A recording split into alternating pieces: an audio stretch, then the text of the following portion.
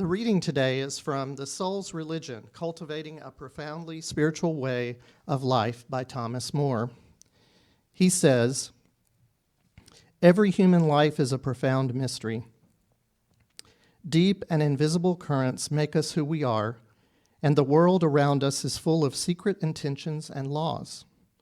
One response to all this mystery is to treat it as a problem to be solved and to do everything possible to be informed and in control. But another way is to bow down in ignorance and confess our limitations. Religion and spirituality, for eons intimately connected, offer creative ways to become people of depth and compassion through embracing the mystery." So, theme of the month, right? Spiritual guidance. I stand for spiritually motivated moral leadership. Aren't you kind of interested to see how that's going to unfold throughout the week? I am too. My talk title is Spirituality. And, there was a time in my life when I knew absolutely nothing. I mean nothing about spirituality. And now, in this moment today, I can't imagine my life without it. It has become that important. So spirituality is really a very broad concept with a lot of different interpretations. If we were to put 1,000 people in a room and ask each one of them what spirituality meant to them, we would get 1,000 different answers. In simple terms, spirituality is a worldview.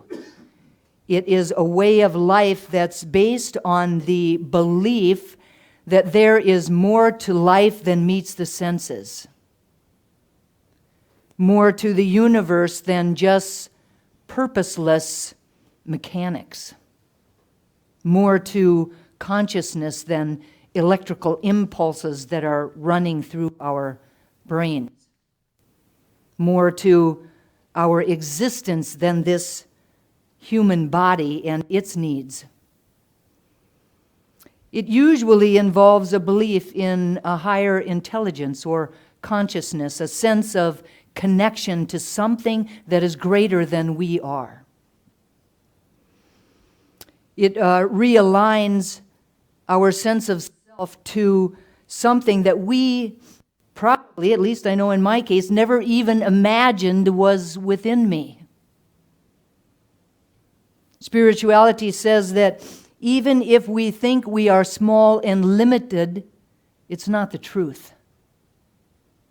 We are greater and more powerful than we could ever imagine. Clearly more adored than we ever thought possible. Now, at some point in time, most people experience a feeling that there's something greater than the concrete world that we inhabit.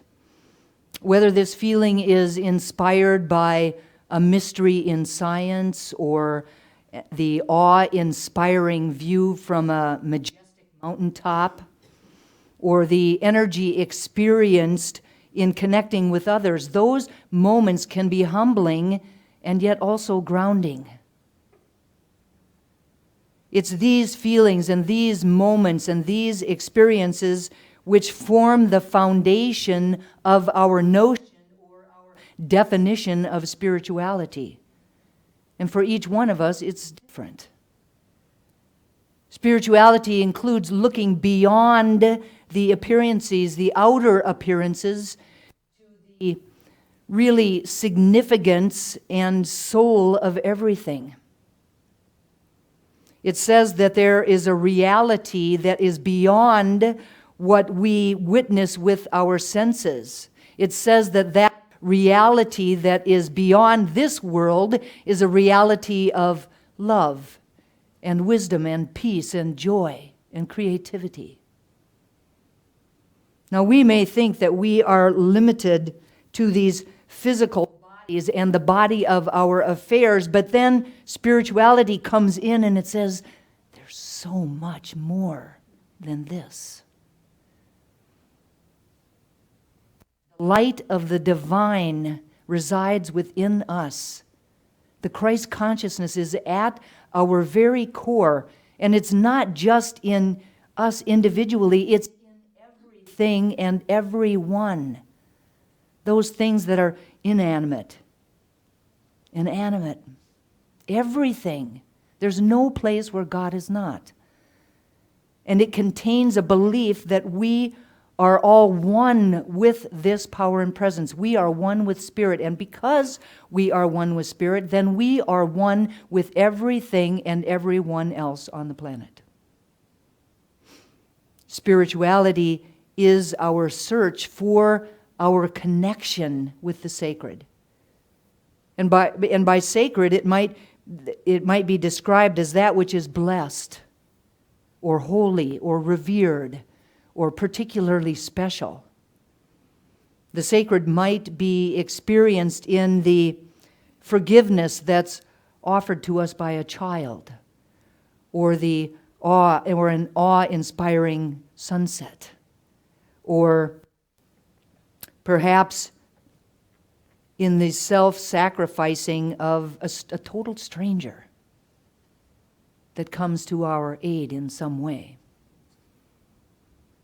Now, we can experience being spiritual when we enjoy listening to a beautiful piece of music, or look at amazing work of art, or read an inspirational book or poem. We can experience spirituality in spiritual moments when we walk through the woods and we connect with nature. We can feel and experience these spiritual connections with other people when we work with them together toward a mutual goal, or during really a profound experience during a meditation or during a religious service. Some may find that their spiritual life is intricately linked to an association with a church, or a temple, or a mosque, or a synagogue. Others may pray or find their comfort in a more personal relationship with the God that is within them. Spirituality is a universal human experience, something that touches all of us. Dr. Christina, I'm going to murder this, Polchowski, director of the George Washington Institute for Spirituality and Health, says spirituality is the aspect of humanity that refers to the way individuals seek and express meaning and purpose, and the way they experience their connectedness to the moment, to self, to others, to nature, and to the significant or sacred. So, like our sense of purpose, our personal definition of spirituality may change throughout all our lives, depending upon the experiences that we have and the relationships that we have. Now, one of the main teachings of spirituality is to look within and to find what we seek within ourselves. It's already there.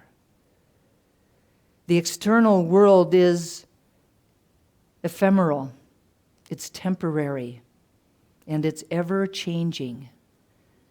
Our inner realm, on the other hand, is timeless, it's eternal, and it's deeply profound. Spirituality is a path to the divine. At its core, it is embodying the essence of God, and through our spiritual practices of meditation, prayer, contemplation, visioning, journaling, chanting, any other spiritual practices we do, we allow Spirit to flow in and through us. Cindy did it today, speaking, singing. Today, more than ever, people are more apt to say that they're spiritual, but not really that religious. As I was preparing for this talk, I found a number of articles that described spirituality. And each one of them contained some or all of these underlying principles, some of which I'm going to give you today. Number one, there are no rules to spirituality. So as opposed to following a specific set of rules, spirituality lets us follow our hearts. It encourages us to listen to our intuition and to really do what is right for us, for our soul's journey. Number two, spirituality is based on love and not fear. Spirituality encourages us to focus all of our attention and our attention on the truth back of the circumstances, and then to act solely from love alone. Number three, spirituality, you say this 100 times today. Spirituality allows us to discover the truth. While religion often tells us what to believe or what is right, spirituality allows us to discover the truth for ourselves and to really understand it in our own way. Number four, spirituality unites us. It recognizes that the truth is the same for each and every single one of us, despite our differences and uniqueness. It reminds us that we are not separate from one another, that there are no borders, no boundaries, no races, and no divides. We are one. Number five, spirituality invites us to experience rather than blindly believing. It places little importance on intellectual beliefs alone, but is concerned with growing into and experiencing the divine for ourselves in our own unique way. And number six, spirituality shows us that God is omniscient and omnipresent and can be felt as a living presence within our hearts. Not something outside of us, a living presence within our hearts. One of the most beautiful aspects of spirituality is that it can be experienced differently by everyone.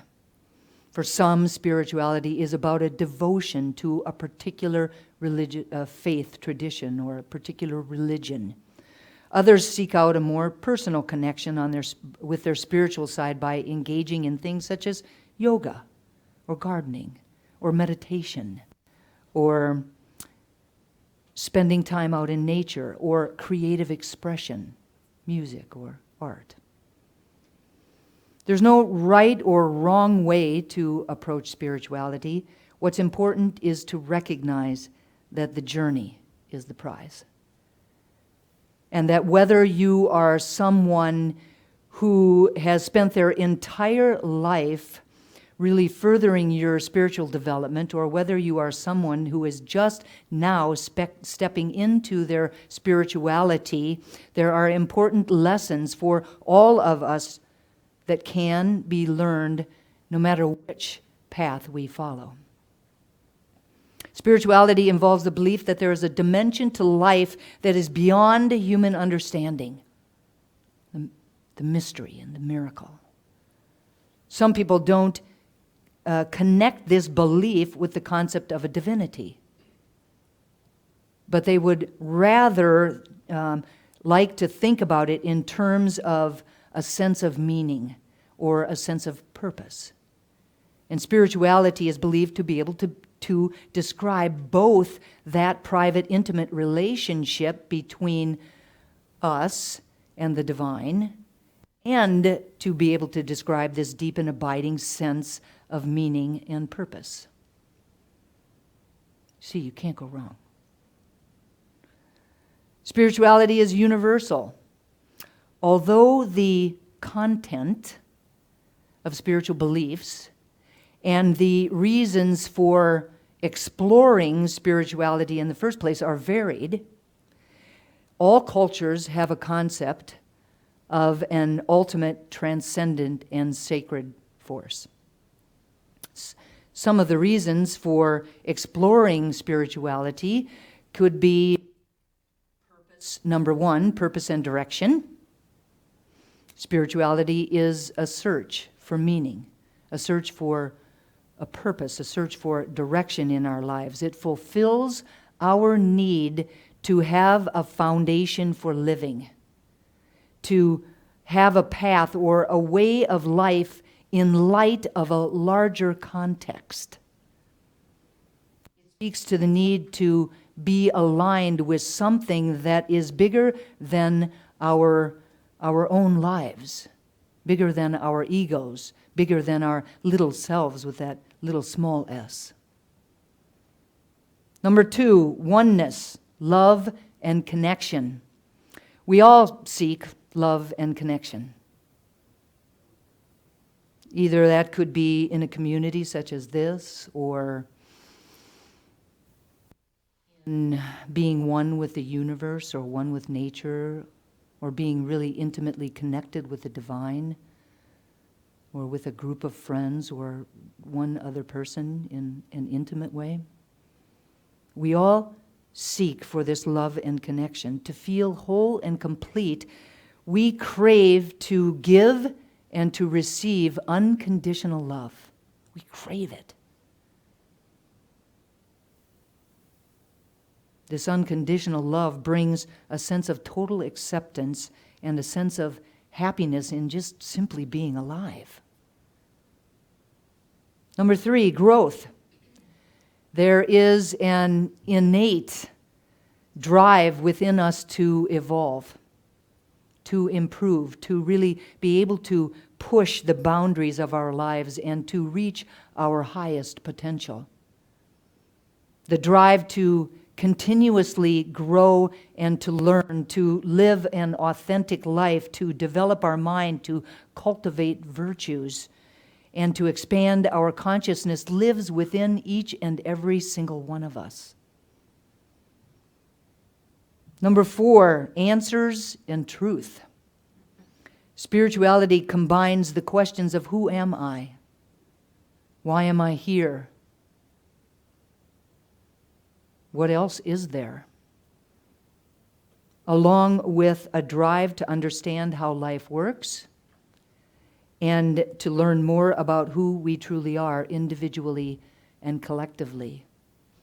It combines it with an ability to look for the answers and yet to be able to stand in the mystery. Number five, happiness and peace. Suffering is often the initial door for some people into the evolution of their spirituality, and it usually comes in the form of grief or doubt, worry, or fear. When our minds depend on external things for our happiness, then our experience of happiness will be unreliable. Our experience of unhappiness will be impermanent because it's based on things that are impermanent themselves. Therefore, we have this drive within us to seek happiness and peace internally. To know that truly we arrived on the planet with those God qualities already imbued within us. And spirituality is an opportunity to really be able to look within and to see that and to bring it forward into our lives. Spirituality helps us to gain balance, to experience a greater appreciation of life, to tap into the peace and the joy that is already present within. Number six, transcendence and enlightenment. Different faith traditions describe enlightenment differently. But the common theme is that it is the state of transcendence from the human condition. A transcendence beyond all further possibility of suffering. There's a radical and permanent shift in our perception and our experience of the world when we experience transcendence or enlightenment. There's a moving beyond the sense of separation beyond this idea that we are an individual alone in the world. It's the urge to really be able to experience peace and freedom, to discover the ultimate reality of who we are, to transcend the ego, and to deeply connect with the divinity that is within us. Number 7, exploration and mystery. This is really about diving into one's own consciousness and exploring who we are at our very core. It is something that speaks to our thirst for knowledge, for experience, and for adventure.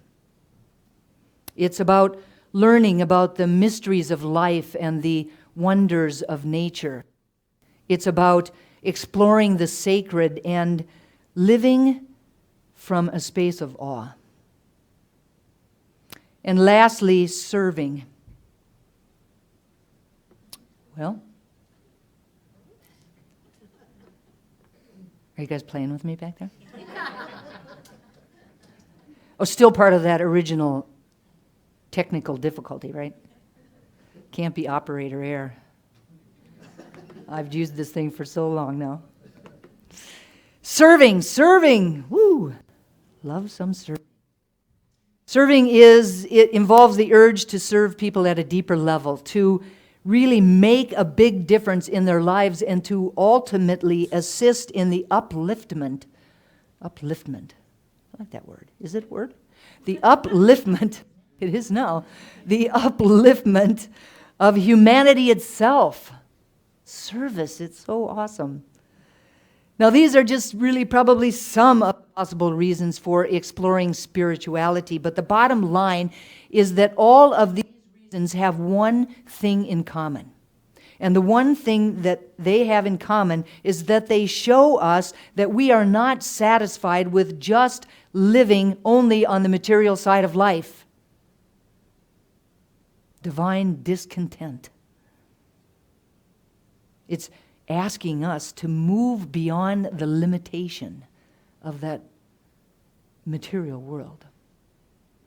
Brené Brown says, spirituality is recognizing and celebrating that we are all inextricably connected to each other by a power greater than all of us, and that our connection is that power and to one another is grounded in love and compassion. Practicing spirituality brings a sense of perspective, meaning, and purpose to our lives. So, I know you like the practical conversation. So how can anyone increase the role of spirituality in our lives? I'm going to give you 5 ways. Number 1, determine the type of people that you want to surround yourself with. The invitation is to join groups and events where you are likely to find them. Now, I personally believe that this center is the perfect place, and we are all the perfect people to explore our spirituality with. Our services bring together really a group of like-minded people to celebrate the divine and to celebrate our individual spirituality. For me, this is a really good thing, right? There's nothing like community to deepen our spiritual practices, to demonstrate the power of love itself, to provide support as we walk our spiritual path. We believe in an indwelling God, a God that is personal to each and every single one of us. We proclaim that God is all that there is, and we are one with it. We see that power and presence in everything and everyone. We celebrate and honor all paths to God. We emphasize the importance of experience, and we offer all kinds of opportunities to experience presence and to develop our own relationship with the divine through meditation, centering, contemplation, service, prayer, and visioning. Number 2, volunteer or donate to a cause that is important to you. Some people are really very devotional, and they find and express their spirituality through serving. They don't feel spiritual unless they are giving of their time, talent, and treasure to their communities or through some charity. When we are helping other people, we are getting outside of ourselves. We can have this ability to really spend so much time thinking about our own problems and our own lives and our own relationship and our own thoughts. And sometimes we can get trapped, really stuck in our own tiny bubble.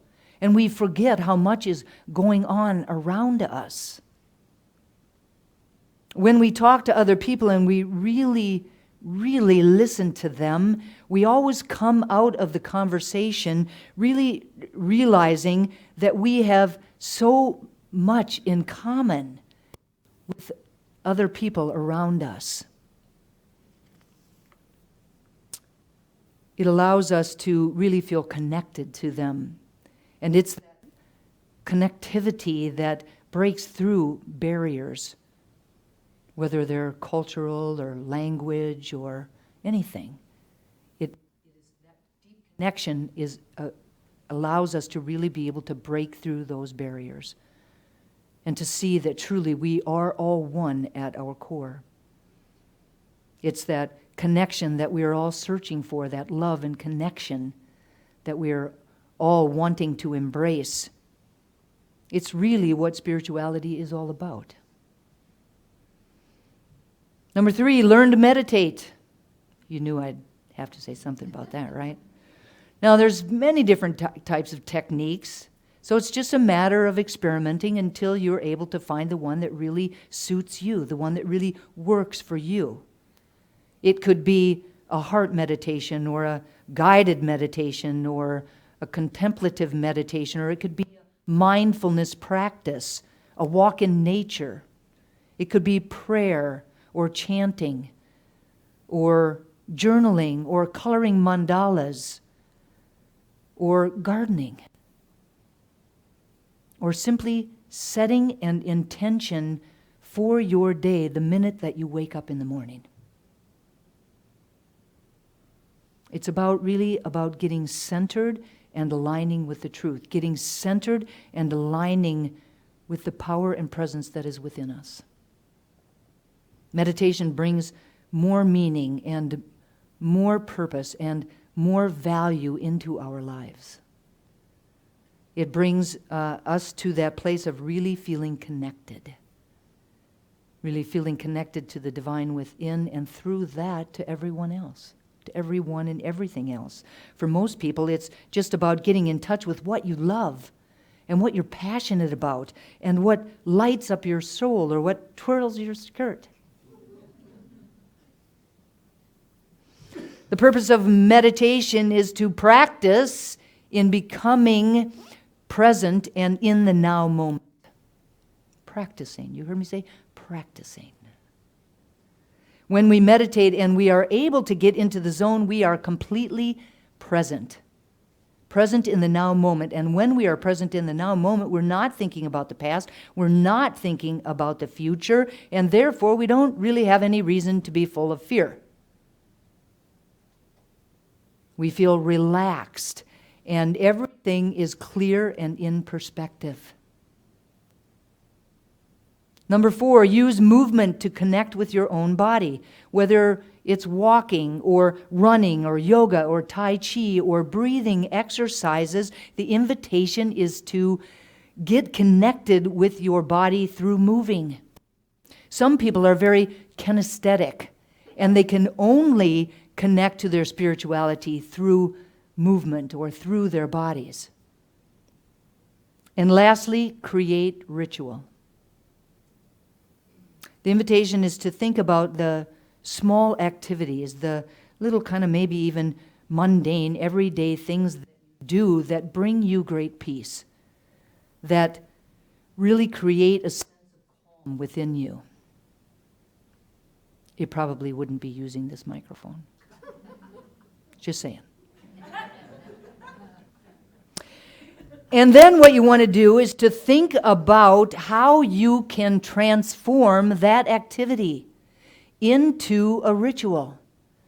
How you could approach it every day, how you can speak to it, how you can take a sacred moment, take a deep breath, and allow it to become a ritual. Something that connects you even deeper in those few moments that you do it. So I remember when I was in practitioner training, we were asked to take something that we did every single day and create a ritual around it. And I thought, because when I'm in the shower, that's like, it's my really beeline to God. And so, hopefully that's okay. But it is. I get a lot of really good information. I wouldn't be standing here if it wasn't for a moment in the shower a number of years ago. Anyway, so I decided to take this thing that I did every day of showering. And Louise Hay, right? So she has this book, You Can Heal Yourself. And in that book, you can look up like right arm, right leg, left leg, hair, face, all of the different body parts, and they all relate to something. And so I looked at what each one of those things were, and then every time I was like washing my hair, I would think about what that meant. And I stepped into that more powerfully. I knew that, if the legs are being able to take you forward in life, then as I washed my legs, I would think about that. And I would tap into the power that is within me to allow me to do that. I would think about the courage that it took to do that, and I would know that I have within me the courage to do that. I took that simple act of showering and made it become a ritual. Made the shower really long. Probably not good for, water consumption, but it made it really ritual, and it was really lovely. And we can do that with anything in our lives, even the simplest little thing. And through creating a ritual out of that, it brings more meaning into our lives. The bottom line is that we really have to be willing to let go of some preconceived idea of what it means to be spiritual, some idea that was maybe given to us by someone else that doesn't fit us. We have to be willing to get quiet and listen to our inner wisdom, to our intuition. We have to begin to use movement to connect with our own bodies.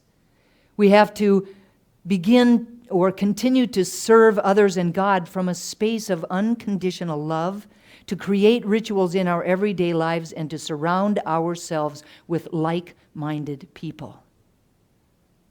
Positive, uplifting, loving, kind, sweet Heather. Sweet Heather. We don't need to be a monk. We don't need to be a priest. We don't need to be a zealot. We simply need to be ourselves. So I leave you with a quote from Reverend Ken Gordon, who currently is our spiritual director for Centers for Spiritual Living, although he is completing his many years of doing this. In February, we vote for a new minister to step into that role. But he says, spirituality is the basis of all things. It is really what we hold to be the truth of all life. When we remember that we are spiritual beings and not just human beings, then what happens is we get the opportunity to transform the way that we live our lives by trying to emulate and reflect spirit in everything that we do. And for me, I believe that it's the only way to create a world that works for everyone. And so it is.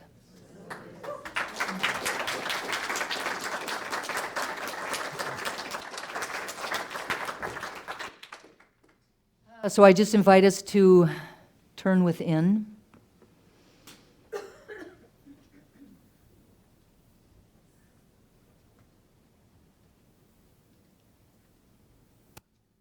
to allow ourselves to really fully align ourselves with the truth of our being, that one spirit, that benevolent, loving, omniscient, omnipresent energy that is everywhere at all times. Energy with no circumference and points of center everywhere. I know that I am one of those points, that I was created in its image and likeness. And just as I know that this is my truth, I know that it is the truth of each and every person here today, that each of us is a divine emanation of the divine and ambassador of its presence and ambassador of its love, its wisdom, its joy, its creativity, and its peace. And it's from this place of unity and oneness that I speak these words about and for each of us today, truly knowing that we are spiritual beings having a human incarnation, that there is within us everything that we need to live a magnificent life, a spirit-filled life, a life that we love to live. I claim for each of us that as we step deeply into this idea of spirituality, that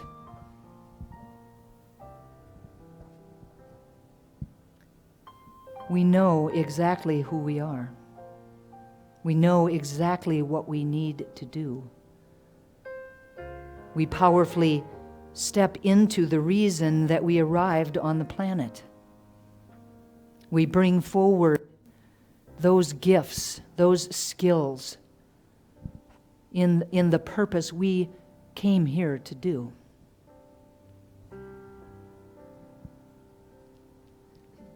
I claim that it is with ease and grace that we align ourselves with God, that we surround ourselves with other like-minded people, that we learn to meditate, to get quiet enough to hear the wisdom within us, to deeply connect to the peace and the joy and the love that is within us. I claim ease and grace around finding a way to use movement to connect to our bodies, to create ritual in our lives, bringing more and more meaning into them. I know truly that as spiritual beings, we have everything that we need within us, that we simply need to allow the divine to flow through and as us. That in doing so, we deeply connect with others. And together with them and with Spirit, we create a world that works for everyone. I'm so grateful to know this truth and to speak these words. So grateful for the power of prayer, knowing that these words are loosed into a law that only ever says yes, that my words are clothed in form even as they are spoken. And so I speak them and I release them with love and gratitude and full expectation of their manifestation. And I invite everyone to anchor this prayer for themselves and for each other and for our community and for our world, simply by saying, "And so it is, and so it is." Amen.